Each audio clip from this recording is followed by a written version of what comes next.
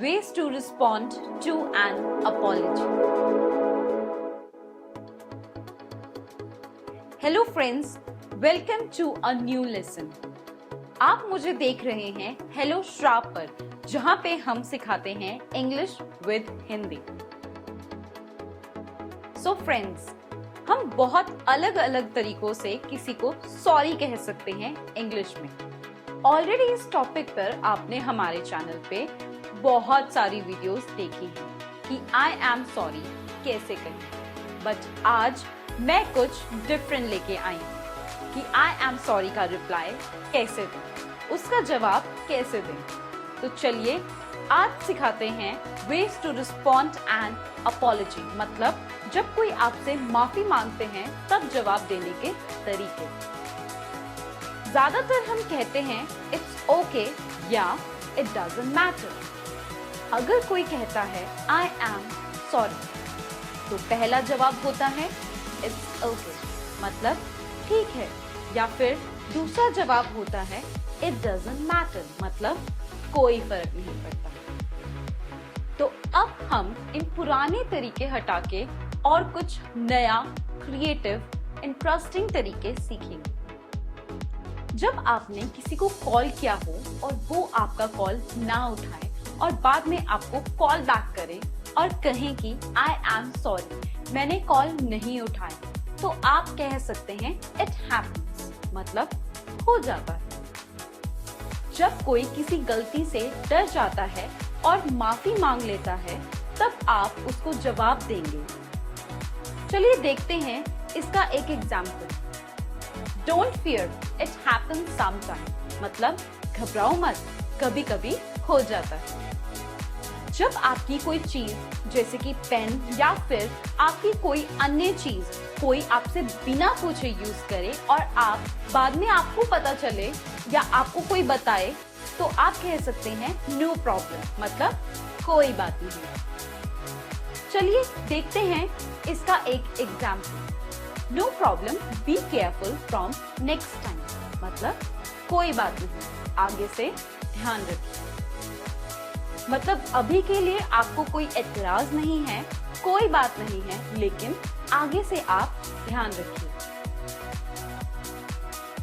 जब कोई उनसे हुई गलती के लिए आपसे माफी मांगते हैं और आप उन्हें माफ करना चाहते हैं, तो आप कह सकते हैं आई फॉरगिव यू, मतलब मैंने तुम्हें माफ कर दिया। जब आप किसी की गलती के उन्हें आखिरी बार माफ करना चाहते हैं, तो आप कैसे जवाब देंगे?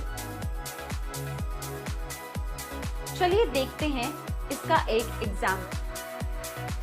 I forgive you for one last time, मतलब मैंने तुम्हें एक आखिरी बार माफ किया है। यदि आप ऑफिस में हो और आपसे कोई गलती हुई हो और आप उसके लिए माफी मांग रहे हो, तो आपका बॉस अगर कहे कि अपॉलजी एक्सेप्टेड, मतलब माफी स्वीकार की जाती है, ये फॉर्मल वे में आप उसे यूज कर सकते हैं। चलिए इसे एग्जाम्पल के साथ देखते हैं। अपॉलजी एक्सेप्टेड, फॉरगेट इट, मतलब माफी स्वीकार की जाती है, भूल जाइए। चलिए बढ़ते हैं नेक्स्ट फ्रेज की तरफ, जो है डोंट वरी अबाउट इट, मतलब इसके बारे में अब चिंता ना करें। जब कोई बहुत छोटी गलती के लिए आपसे माफी मांगता है, तो आप कह सकते हैं डोंट वरी अबाउट इट, मतलब हो जाता है, चिंता ना करें। चलिए देखते हैं इसका एक example. Don't worry about it, it is resolved now, मतलब चिंता मत कीजिए, अब सुलह हो गई है।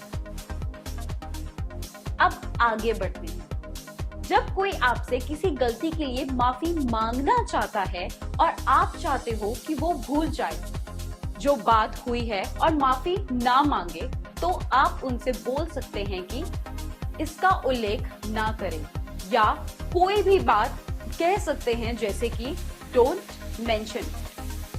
चलिए देखते हैं एग्जाम्पल।